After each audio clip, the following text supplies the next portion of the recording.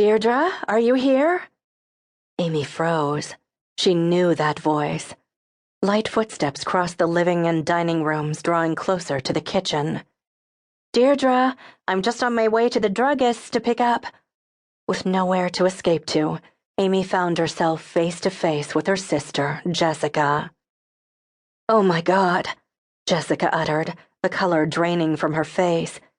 Amy? What are you doing here? She pulled her shoulders back. I own this house now, Jessica. Mrs. Donaldson left it to me when she died. What? When did you come back? Her arms dropped straight to her sides. The tension between them arced like St. Elmo's fire. Amy intertwined her fingers into one tight fist, trying to hide their trembling. Today, I stopped to see Mr. Parmenter about the deed. And your husband? Jessica's loathing for him was unmistakable in her voice. Is the good Reverend fleecing a new flock? Though she both feared and now loathed him as well, she refused to let her sister know that. She dodged Jessica's sarcasm and replied, Adam is involved in important business in Portland now. He might join me. Really? In Powell Springs? Amy backtracked at the horror of the idea. No! Her sister's appalled incredulity made Amy's insides wither like an old bouquet. I mean, we haven't made any firm plans just yet. Jessica looked her up and down, taking in her dilapidated appearance. What has happened to you? She whispered, as if viewing the astonishing aftermath of a gruesome roadside accident. Pity was an attitude that Amy could not bear. This conversation only made her more aware of how far she had tumbled from the respectable, sheltered young woman she had been, loved and befriended by all, including her sister. She had squandered everything and everyone, and sacrificed her once promising future through a series of selfish, ill-conceived plans that had backfired. Again she was made aware of her thin, charity barrel clothing and wilted hat. Amy had never looked like this until she married Adam. The train trip wore me out. She fingered the glass knob on the cupboard door. You are looking tidy and prosperous.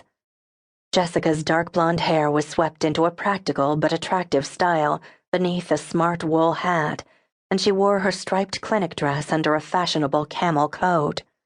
She seemed to have suffered no damage from the events of 4 years earlier. You married Cole, I assume? But your office shingle still says Layton. Jessica gave her a hard, sharp look. Yes, we were married just after the war ended. I've never bothered to have it repainted. Her expression softened. You have a niece, you know. Her name is Margot. She's 8 months old. Strange that Mrs. Donaldson hadn't mentioned it, but perhaps by then she'd been distracted by her own failing health. Amy tried to swallow around the lump that formed suddenly in her throat. No, I didn't know. Do you have children? Jessica asked. The conversation was stilted and uncomfortable. Two sisters who'd been close, different but close, now knew nothing about each other. They could have been strangers who stopped in the street to chat. Amy shuddered at the thought of having children with Adam. An image of a Lysol bottle flitted through her mind, along with a red rubber water bag. A woman in the neighborhood had told her it was a surefire way to avoid pregnancy. Adam had exploded when he'd learned she was using it, and she'd heard some frightening stories about the harsh chemical, but it didn't stop her. No, but we've moved around so much it's probably best. Hello? A new voice called from the entry hall. Here in the kitchen, Deirdre, Jessica called.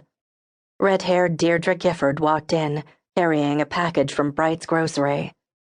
She took in the scene, and it seemed as if she might turn around and walk out again. She blanched and looked like a trapped rabbit searching desperately for an escape. Oh, I'm sorry. I didn't mean to. It's Amy Layton, isn't it?